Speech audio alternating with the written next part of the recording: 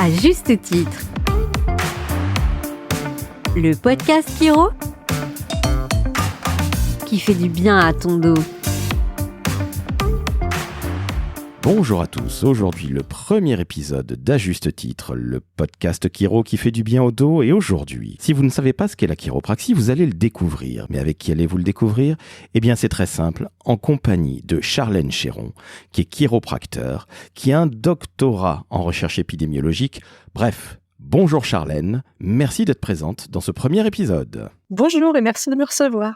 Est-ce que déjà tu peux te présenter, puis ensemble, on va essayer de faire découvrir à nos auditrices et auditeurs ce qu'est la chiropraxie, parce que moi qui suis un patient d'un chiro, et d'une chiro en l'occurrence, je peux vous jurer, chères auditrices, chers auditeurs, que ça m'a changé la vie. Donc bref, je me tais, je te laisse te présenter Charlène, s'il te plaît. Écoute, comme tu l'as dit, je suis chiropracteur, alors c'est depuis 2012. J'ai gradué donc de l'IFEC, qui est la seule école de chiropraxie en France. Et puis après, donc, j'ai eu l'opportunité de m'installer avec des collègues. Et en même temps, j'ai eu la chance aussi de faire donc un master. Et puis après, de continuer en doctorat à l'université Paris-Saclay. Et j'ai donc, comme tu l'as dit tout à l'heure, fait un doctorat en épidémiologie. Et j'ai travaillé notamment sur les blessures sportives. Et donc, je suis donc porte-parole maintenant de l'AFC, l'Association française de chiropraxie. Et puis donc, j'exerce, comme tu l'as dit tout à l'heure, dans le Lot maintenant. Charlène, comme je l'ai dit en introduction, il y a beaucoup de gens qui ne savent pas nécessairement ce qu'est la chiropraxie.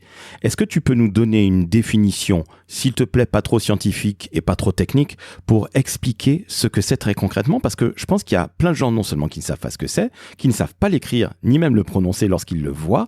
Bref, nous sommes tout oui. Alors la chiropraxie, donc on dit chiropraxie, mais en effet ça s'écrit CHI. C'est une profession de santé manuelle qui va avoir pour but de travailler sur les troubles neuromusculo-squelettiques. Donc j'ai dit diminuer parce que très souvent, ce qui motive les patients à nous consulter, c'est parce qu'ils ont des douleurs. Donc notamment des douleurs au niveau du dos, que ce soit au niveau du bas du dos, de la nuque, ou des douleurs par exemple articulaires au niveau des poignets, des coudes.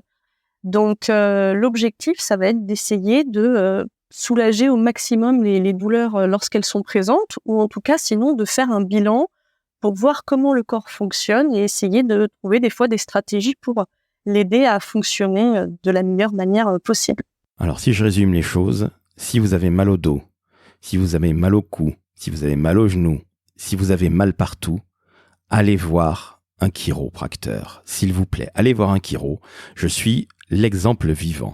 Alors, tu as dit que ça soignait les problèmes de dos, et c'est d'ailleurs pour ça que ça s'appelle à juste titre notre podcast, le podcast chiro qui soulage le dos. Mais il y a bien d'autres choses que l'on peut soigner, ou en tout cas dont on peut diminuer les douleurs. Hein. Tu l'as dit toi-même. Hein. Alors, c'est quoi par exemple ? Alors, ça peut être, donc on en a parlé des problèmes de dos parce que c'est vrai que c'est la première cause de consultation, mais il peut y avoir d'autres motifs, par exemple des douleurs au niveau des épaules, les patients qui présentent soit des douleurs un peu articulaires ou des tendinites, les douleurs aussi qui peuvent survenir à l'activité physique, au niveau des genoux, des hanches.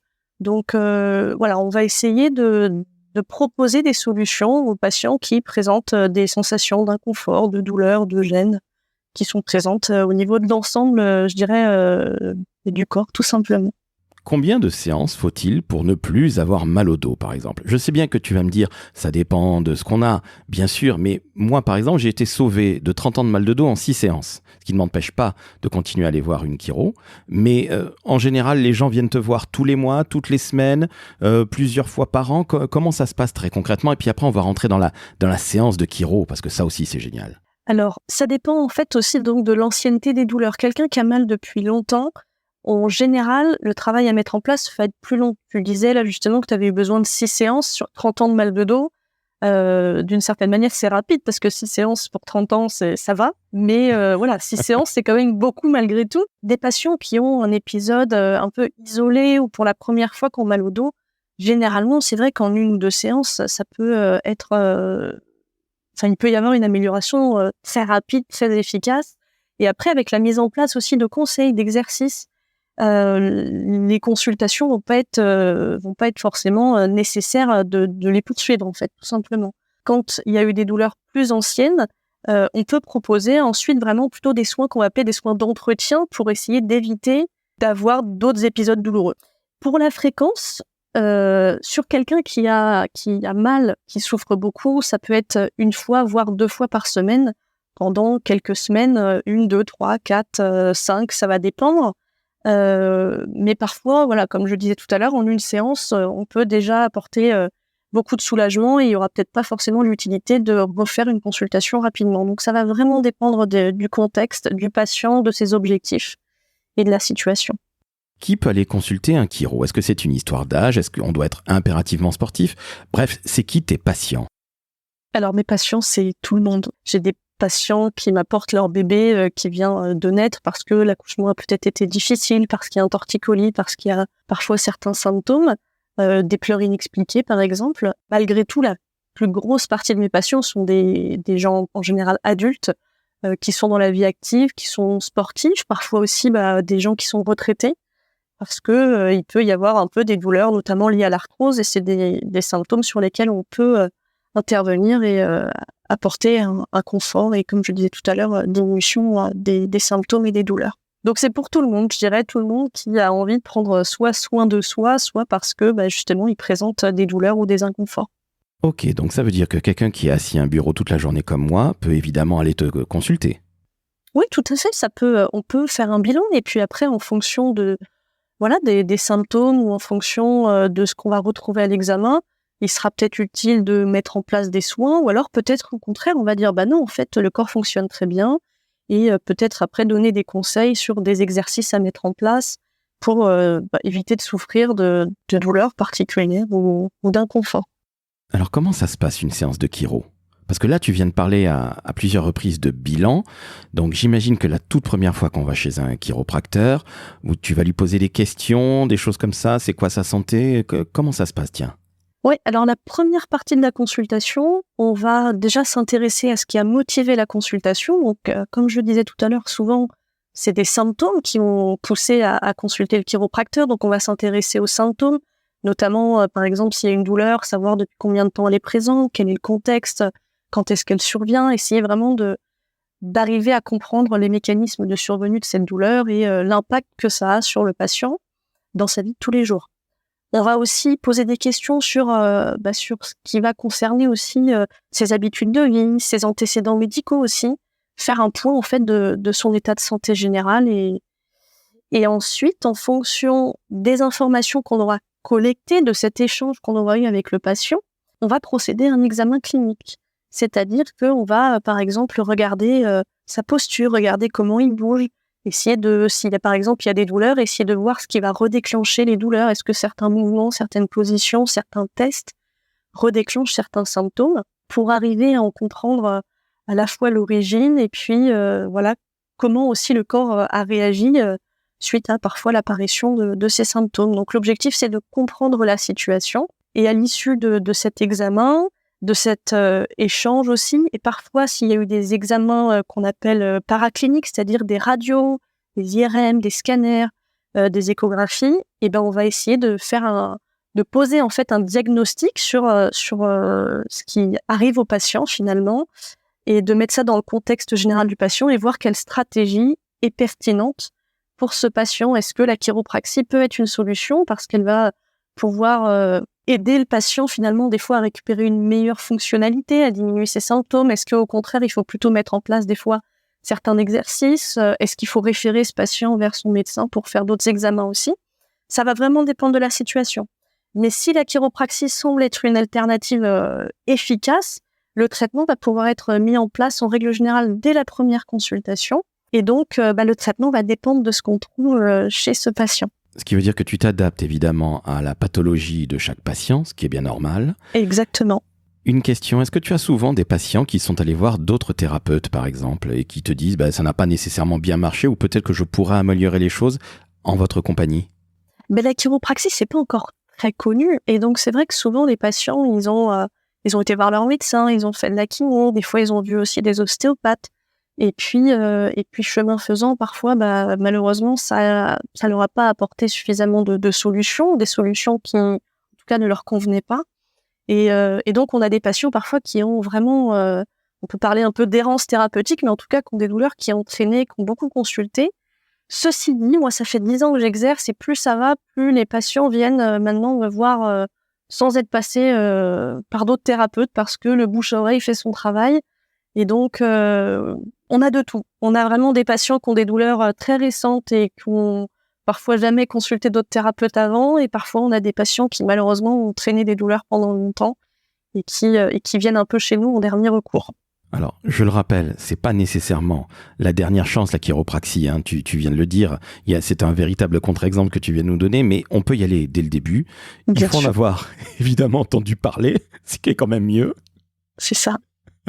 Il faut savoir écrire et surtout lire chiropraxie, parce que tu l'as dit, ça s'écrit CHIROPRAXIE. Ça s'écrit chiropraxie et ça se prononce chiropraxie. Et pourquoi, Charlène? Parce que c'est...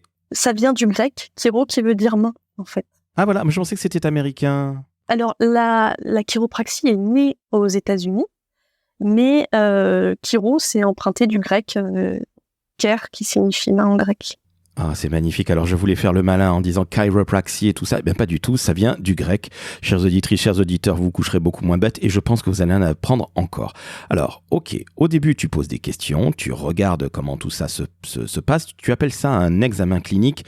Je tiens à rassurer tout le monde. Tu es pas en train de mettre quelqu'un dans un scanner, hein. Tu es en train de regarder la personne de dos, sur les côtés. Tu lui fais faire quelques mouvements pour voir si ça se passe bien ou justement là où ça coince, hein. C'est bien ça, Charlène? Exactement, c'est ça. Ouais, on fait des mouvements, on essaie de voir comment fonctionne le corps et comment on perçoit justement le patient, certains mouvements, certains touchés aussi. Parce que par exemple, on va venir toucher le dos du patient s'il a un problème de dos et essayer de voir si certains contacts peuvent reproduire la douleur.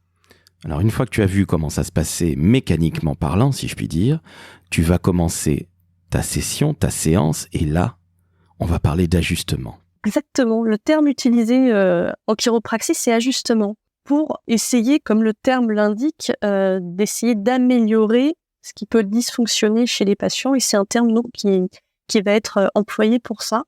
Donc, l'ajustement chiropratique peut consister notamment en une manipulation articulaire. C'est-à-dire qu'on va venir appliquer une force de manière très précise au niveau donc d'une articulation, dans le but de diminuer la douleur du patient, de récupérer de la mobilité et d'aider le corps, l'organisme à fonctionner un peu mieux. Je rassure tout le monde, on n'est pas là pour vous péter les os, bien au contraire. Au contraire, oui. Bien au contraire, c'est justement pour remettre une dynamique positive, remettre les énergies, mais surtout faire du bien, sachez-le. Et ça marche vraiment, j'en suis la preuve vivante. Et puis, Charlène, il faut parler de ce que j'adore, moi. Le crack ou pas crack, parce que quand tu manipules des vertèbres, ça fait un moment un bruit, et je rassure tout le monde, on n'est pas en train de vous péter les os. Explique-nous tout ça, parce que c'est vraiment quelque chose qui a un bénéfice énorme, hein. Le crack découle souvent donc d'une manipulation au niveau de l'articulation. Lorsqu'on fait cette manipulation, c'est-à-dire qu'on va appuyer ou en tout cas faire une traction articulaire extrêmement rapide. Normalement, ça doit pas être douloureux pour le patient. Et en fait, ça peut créer une modification au niveau de la capsule articulaire, au niveau de la pression articulaire. Et donc, cette modification de pression peut créer une bulle de gaz, en fait, tout simplement. Et cette bulle de gaz, elle est perçue par les patients et par les thérapeutes comme un crack. On entend le crack. Donc, ça peut arriver et ce crack peut survenir, il peut ne pas survenir. Certains patients n'aiment pas du tout quand ça craque, donc on va éviter de faire cette manipulation. Ok, alors ce crack-là, tu nous as expliqué que finalement nous étions des usines à gaz, quelque part. C'est un gaz que tu libères en faisant craquer. Mais moi, j'adore ça, le crack, hein. Quand je vais à une séance de chiro, faut que ça craque, hein. Sinon, j'ai l'impression de ne pas en avoir eu pour mon argent. Mais il y a d'autres personnes qui détestent ça. Est-ce que c'est une obligation, le crack? Et puis, rassure encore une fois tout le monde, craquer, ça veut pas dire que je te pète un os, hein, s'il te plaît. Non seulement ça veut pas dire qu'on pète un os, mais ça veut pas non plus dire qu'on a remis en place une articulation. On va juste modifier la pression dans la capsule articulaire, ce qui peut créer le crack. Et après, en effet, il y en a qui adorent, il y en a qui n'aiment pas du tout. Et c'est vraiment, ça fait partie de notre boîte à outils. C'est vrai que c'est assez spécifique du chiropracteur, on est souvent connu pour ça, mais c'est un geste qu'on ne fait pas chez tout le monde, déjà parce qu'il y en a qui n'en ont pas besoin, puis d'autre part parce qu'il y en a qui ne le souhaitent pas. Et à ce moment-là, on peut utiliser d'autres techniques. Ça peut être juste une mobilisation articulaire. Ça peut être des exercices aussi qu'on va conseiller aux patients. Voilà, il y a plein d'autres stratégies possibles. Le crack peut en faire partie, mais c'est juste un outil dans notre boîte à outils. Ce n'est donc pas une obligation, donc si vous n'aimez pas ça, si vous avez peur potentiellement de ça, sachez que votre chiropracteur ne vous fera pas nécessairement craquer. Et dites-le d'emblée, comme ça, il n'y a pas de mauvaise surprise. Moi, j'y vais pour ça, mais il y en a d'autres qui ont très très peur de ça. Combien de temps va durer une séance de chiro, Charlène, en moyenne ? Alors, ça dépend très souvent de la première consultation. Donc, ça veut dire que la première fois qu'on va consulter un chiropracteur, comme il y a pas mal de questions qui sont abordées, on en a discuté tout à l'heure, la consultation dure généralement à peu près 1 heure pour être sûr d'avoir le temps d'échanger convenablement avec le patient, de regarder les examens si jamais il y a eu des examens comme des radios, des IRM, des scanners qui ont été faits. Les visites plutôt de suivi, c'est-à-dire que si vous êtes déjà venu une fois et que vous revenez voir votre chiropracteur, en règle générale, ça peut être plus court, ça peut être, je dirais, entre 45 minutes et 20 minutes à peu près. Charlène, j'ai une petite question un peu plus corporate, si je puis m'exprimer ainsi. Il y a combien de chiropracteurs en France, à peu près ? On est à peu près 1500. D'accord, donc ça veut dire qu'il n'y a pas énormément de praticiens. C'est une profession qui est reconnue par le ministère de la Santé depuis un tout petit peu plus de 20 ans, 21 ans, si je ne dis pas de bêtises. C'est bien ça ? Oui, c'est ça. C'est depuis 2002. Et il y a une école, tu l'as dit, l'IFEC. Il n'y a qu'une seule école en France. Il y a un siège qui est en région parisienne et un autre qui est dans le sud-ouest à Toulouse. C'est donc une vraie médecine. C'est combien d'années d'études pour être chiro ? Alors, c'est 5 ans d'études. C'est une école qui est privée, donc on ne passe pas par la faculté de médecine, mais c'est une école qui est reconnue par le ministère de l'Éducation et de la Santé. On a des décrets de formation qui ont été publiés. Ça donne une équivalence de master. Et donc, voilà, on a tout un référentiel métier, tout est bien déterminé. On a vraiment des textes de loi qui appuient notre profession, à la fois les actes qu'on a le droit de réaliser, mais aussi ce qui est en lien avec notre formation. Donc la chiropraxie, c'est un vrai métier. C'est pas un métier qu'on a appris un peu sur le tas, vite fait. C'est un vrai métier avec un diplôme, tu le confirmes, Charlène. Exactement. D'ailleurs, les chiropracteurs doivent maintenant s'enregistrer à l'ARS, donc l'Agence régionale de santé, pour obtenir un numéro qui leur donne le droit d'exercer.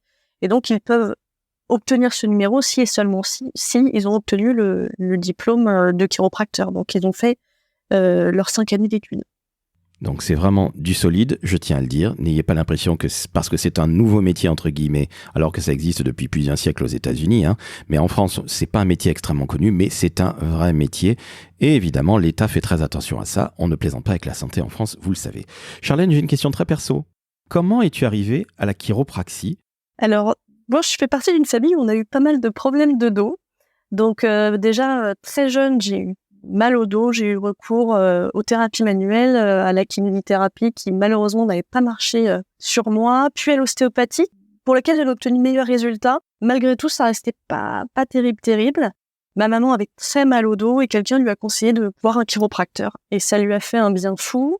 Et elle m'a dit vas-y, et donc j'y suis allée, j'avais 16-17 ans, j'étais en terminale et en fait ça a été pour moi extrêmement efficace. Et donc, ça m'a donné envie de me tourner vers cette profession. Et puis, j'avais vu à l'époque déjà qu'il y avait qu'une école en France, que la formation était sérieuse.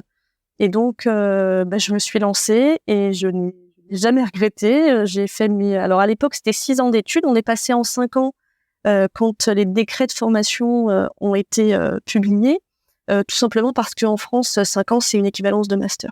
Et donc, voilà, j'ai gradué, j'ai eu mon diplôme en 2012. Et à l'époque, l'école m'a proposé de continuer, de faire un master.